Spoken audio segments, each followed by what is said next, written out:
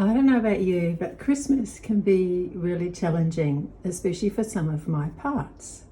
So yesterday I had a creative session that turned into a bit of a ritual that really helped a very, very young part of me and another part that was or is her protector. So these two parts are ones who I'd like to share the story a little bit about what happened. And yeah, it was really quite surprising. And so these are some little outcomes, and I'll share with you in this video more about this. In this video, I want to share with you a beautiful little ritual that I intuitively came across by just showing up in my studio yesterday after listening on my morning walk to a podcast by Loch Kelly, and he was talking with Dick Schwartz. So Loch Kelly has the website Effortless Mindfulness, and he has a podcast. I'll put the links below. And Dick Schwartz is the one who developed internal family systems, also known as IFS. So this video is very much in regard relating those things, and especially as I've been having some IFS sessions with a therapist this year, and have been finding them really, really helpful.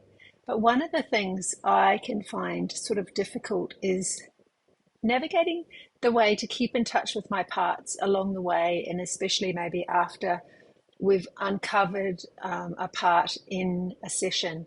And then the idea is that you really keep in contact with them for up to 21 days or more, but like keep the contact going. So the work you do in a therapy session is one thing, but then to keep the relationship going just strengthens it, makes it stronger, and I guess really helps integrate that healing process. So yesterday, I just noticed having in the recent days, weeks, there's quite a lot of uncomfortable feelings that can come up in my system around Christmas. So you might have Christmas in your family, or you might have another different holiday or different ritual or thing that your family comes together for. So, but for the purposes of this, I'm going to be mentioning Christmas because that's what I grew up with. And I grew up with a lot of unrest in the house. Our dad suffered alcohol abuse. So for little parts in our system, or I'll speak for myself, my little parts, little young ones, got really, really scared growing up. We were scared a lot. And so it stands to reason that I'm learning about IFS, and we learn about these exiled parts, these really wounded parts that are often really, really young. And they're hiding away in our system. And sometimes things in our life come up and we might say trigger them or push the button, and we feel really uncomfortable in our body, can feel really anxious, nervous, just an unrest that you know is apparent, but you can't maybe put your finger on it. So that, I think, is one of the gifts that I'm discovering and learning how to work with the IFS, internal family systems. So I videoed the process because I've been making a vlog now for a couple of years. I'm an artist, and sharing my art processes is just something that I feel really called to do. I love sharing the process, and because it's helping me grow. It helps when I teach or talk about something, it helps it integrate even more for me. So it's like a two-way street in a way. So yesterday, who came about was a little, a very young part, this little one who I called Little Nisa, and then her protector. So these are the two little characters who ended up the stars of my little show yesterday. And it was really very, very special. I am about to kind of edit the video and put together the sequence of events that I did.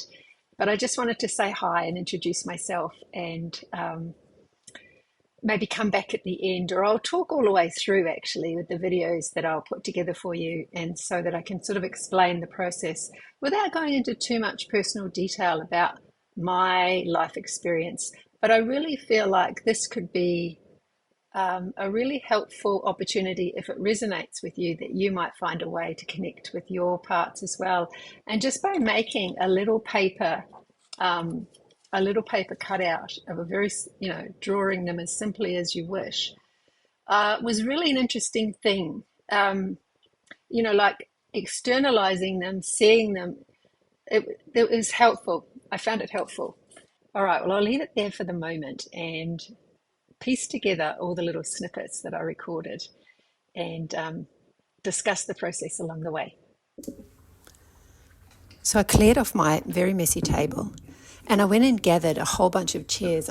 I'm quite a collector of these little chairs. They just delight me. And I had a feeling that there might be a small gathering of parts that might want to come forward. So I gathered a whole bunch of chairs. It was almost like a 12-step meeting.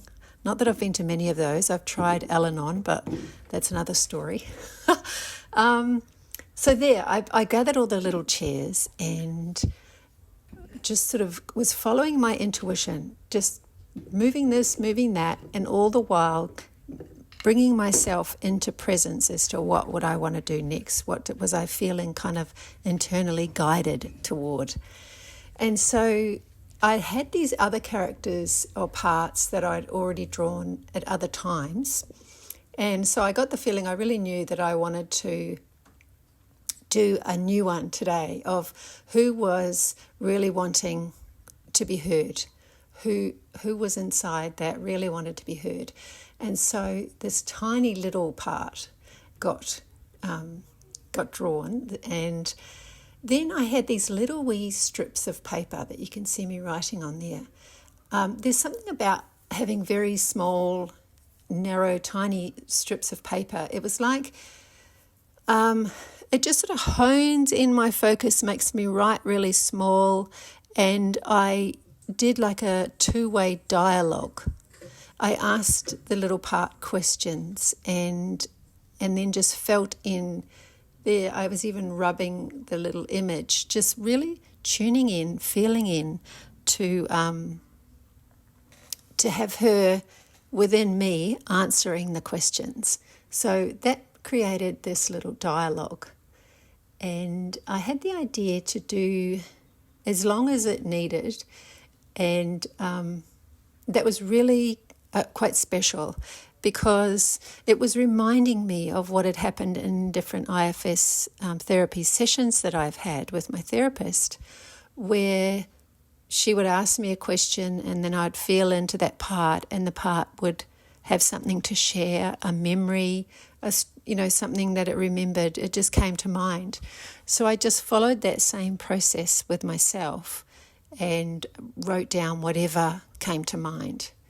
That's the beauty of this. You can't get it wrong. You just do your best and see how you go. And it was feeling very comforting and nurturing, and I felt quite calm within myself. And so that also told me that I was on the right track. Just keep following, go gently and just keep following the process. Trust the process, I suppose. And so that took a little while,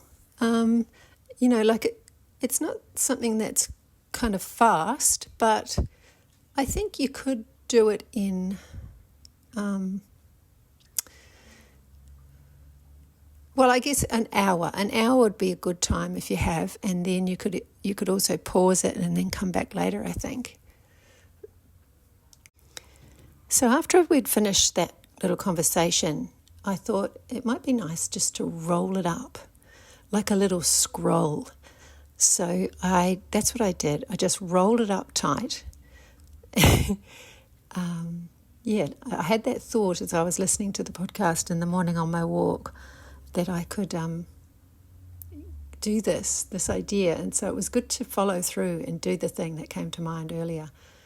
And then I just left that with her, the little little wee girl there, and put the scroll on top of her lap so she could just hold on to it for a little bit, really acknowledging and thanking her for being with me and having this time and having this conversation together. It was really special. I then had the idea that since this was all based on our concerns about Christmas and, memories of Christmas, the idea then came, why don't we paint a Christmas tree? So let's paint a really big Christmas tree, and the little parts might enjoy, like drawing, colouring in, that sort of thing. I really loved doing that when I was a really little girl, and all through childhood I loved drawing, painting, colouring in and stuff. So that's that. So I just followed that idea. All right, let's really messily paint a Christmas tree.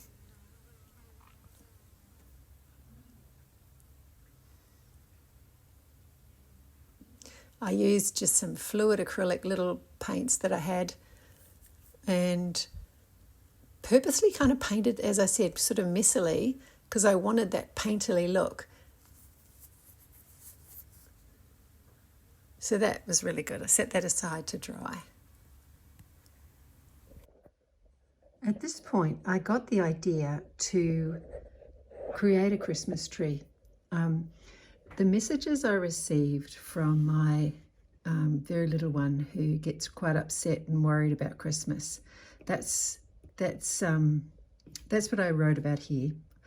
And so I might talk about it more in a sequence, but I just wanted to pop in here and say what came to mind was to gather some small pots of paint that I've had squirreled away and not been using, and they're actually, I realised they're starting to dry out, but there was something symbolic about using these small containers of paint, painting the tree really messily, so really giving the feeling or the expression of a young child doing the painting was sort of helpful in my process. It's given me a lot of joy and sort of satisfaction, which is to me quite a good sign that something, this is helpful.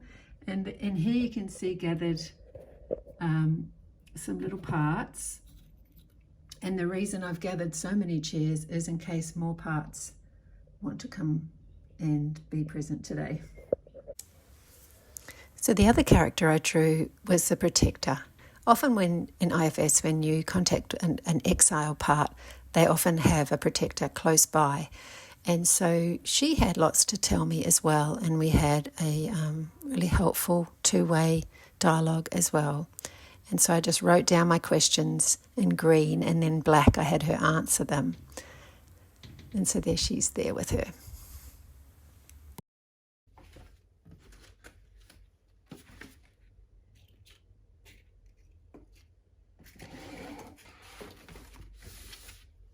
As I made this Christmas tree, it was feeling really kind of childlike the way I painted it. And I was thinking that I would make a shape and actually cut it out. But when I thought about that, I thought actually it might be helpful to keep it as a whole page. I might even leave it in this book. This is just a sketchbook thing. I could leave it attached to this, so then it's got somewhere to live and be safe. Or it can come out and be on display somewhere in the house for Christmas. I don't know. So just having the thought of that, and whether I might paint the background, add more information in there, like it can be a painting or a cutout or whatever you want it to be, but it's sort of like be informed by what those younger parts of you would really like to do. Just see if you can connect into the childlike parts and see what would they like to do, what would be the most fun for them. I think that's what's coming to mind here. I get the feeling that we'd like to do some decorations and maybe some gifts that could be, I don't know, I'll wait and see what comes through as to what wants to be there for that, instead of like preempting it. But yeah, that's what's the thinking around it just at the moment as I'm coming back. The other thing that came up in talking to this protector part, her name is Dee, and she was around protecting the little one when she was really young, and she had some stories to tell me of growing up in sort of early teens, I suppose. And so she loves daisies, and she told me she really loves the Marimekko design, so she'd love it if I would put that on her dress. So that was, you know, just a very simple idea, directive that came through by me doing the little writing exercise.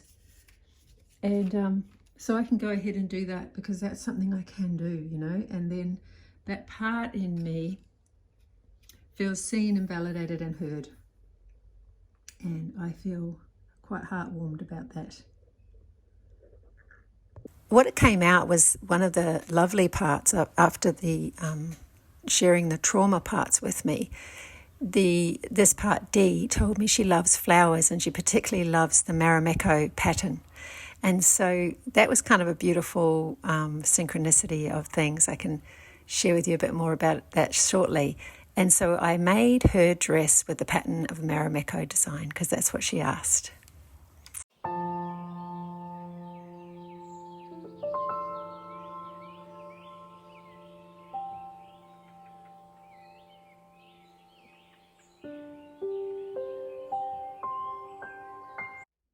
I have a little ritual that I have been directed to do by listening to this protective part here on behalf of the little one she's protected as well.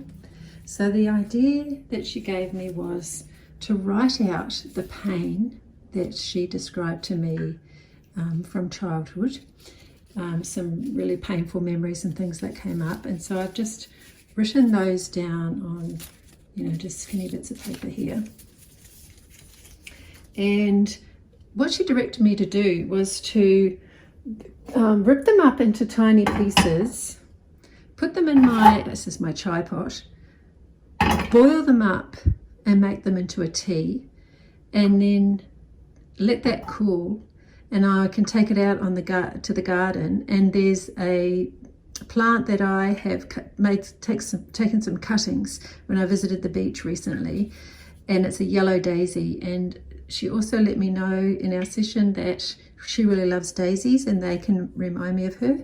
So this tea, we will alchemize the painful parts, boil it up, let it cool, and then pour it out in the garden.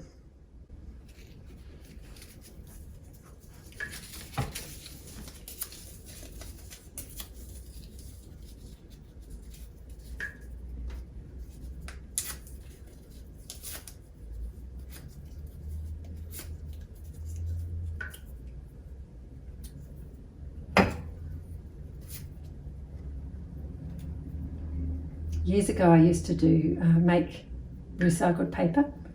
So this is reminding me of that. I used to soak a whole bunch of paper. Especially I loved it when I gathered a whole lot of paper that had a lot of colour. And I would soak it and then put it in the blender and have all this pulp and make all this paper. And so I made people some cards. I remember I sent some to Mum, to my sisters. So yeah, that was years ago, a sort of a creative outlet that I had for a while. It was a very messy thing. Because I read or saw somewhere that it worked really well if you could put the pieces of wet pulp paper up on your windows and they would dry then with a lovely smooth front. But it left kind of marks all over my glass windows, and so then they had to be cleaned up after. So it was really quite an episode. So I'm just sort of thinking of my internal parts as I'm doing this, bring myself back into this moment. So these are some really sad memories that got stirred up and remembered here, and just being quite therapeutic to be ripping them into tiny pieces.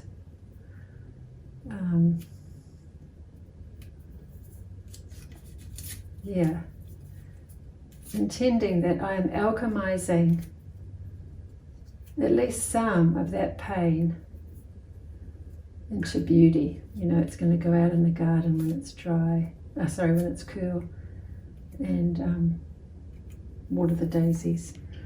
I have this beautiful tea tin that is another childhood memory. Was Mum always read me the Beatrix Potter stories, so that seems really appropriate. And I've got my chai tea leaves, which I don't mind using a spoonful to go back into the earth. I'm very grateful for chai. Got some water up here already.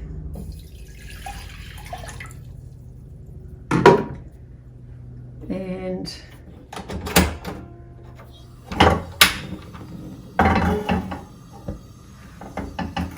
I'll just let that boil.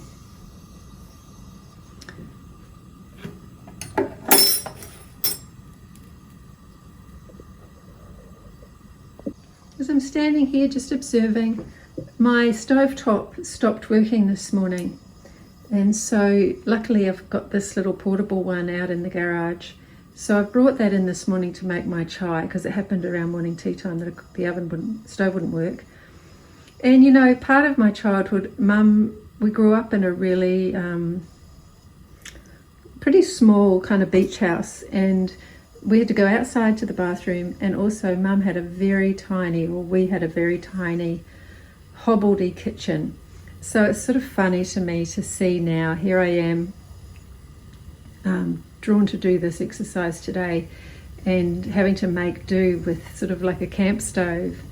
So just noticing the energy and the feelings of all of this that it's bringing. And the hydrangeas there turning more and more pink as it goes, Mum's statue of Mary, and just holding a space for the very sad childhood of these parts, but also acknowledging the pain that my mum and dad endured, and generations gone back, the pain and suffering of our parents and grandparents and all the ones that have gone before us. That's all being considered and holding a space for with this little ritual. That's what I'm intending, to just bring healing to myself, my system, and anyone else who watches this. Blessed be. So it's boiling away now. I just might turn this off, let that boil for a little bit longer, maybe say some prayers, and then I'll let it cool and take it to the garden.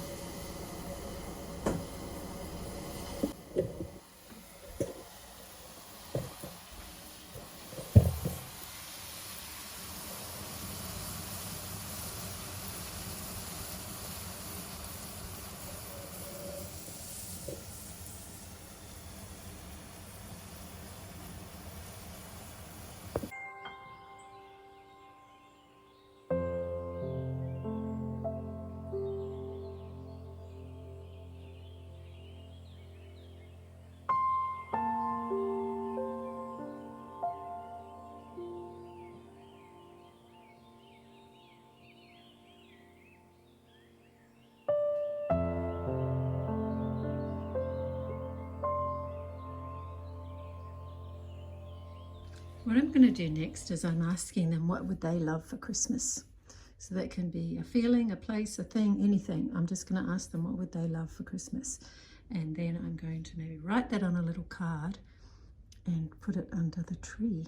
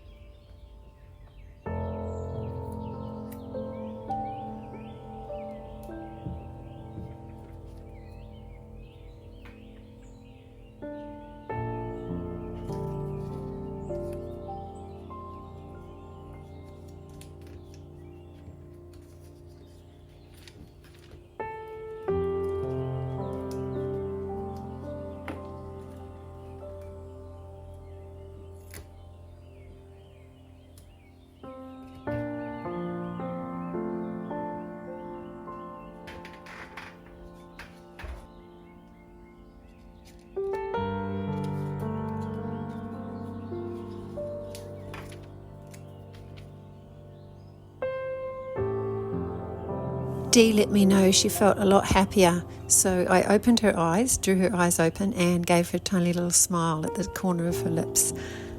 So she felt happier after doing this process. I wanted to mention, working today with this part here, whose name is Dee, it became apparent that, so she let me know she wanted Marimekko daisies on her dress, so I added those. But it also bears mentioning, over a year ago we went to Japan on an architecture tour, and I discovered Marimekko at various stores along the way. It's really loved in Japan. I think I was already sort of aware of it, but not to the degree where this pattern jumped out at me in a way that it never had before. So I bought a 1/2 meter of fabric, and I wanted to show you, I don't know if I've showed this little journal that I created in Japan, but this was when I went to Marimekko and just fell madly in love with these daisies. I'd been to see Yayoi Kusama that day as well. And so I did a little picture of a pinafore, thinking I'd really like to add some Marimekko fabric somehow and make something. And then I drew this, thinking I want to make this. So this was in November, 20th of November 2023. Now it's the 20th of December 2024. And I wanted to show you, because it relates to today so much. A few weeks ago, I finally made this bag. I added a pocket. On one side. I had just 2 strips of narrow fabric left, and so I joined them, and I left some of the writing showing because I thought it was fun, and I left the writing showing at the top here because I liked it as well. And then if I wanted it to just be plain when I wear it, I can just turn it around, and that's just the plain piece of Marimekko. Beautiful picture.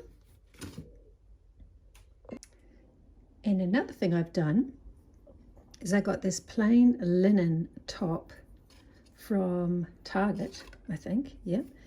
And I have stitched a piece on the front, just off to the side, hand stitched that on. I might have to go around with the sewing machine as well to double sure it's done, but I'll see. I might just hand wash this. And I put a little piece at the back. And so I've just been using every little skerrick of this meter of fabric. And I have a long dress made of this same at the top, but it's long.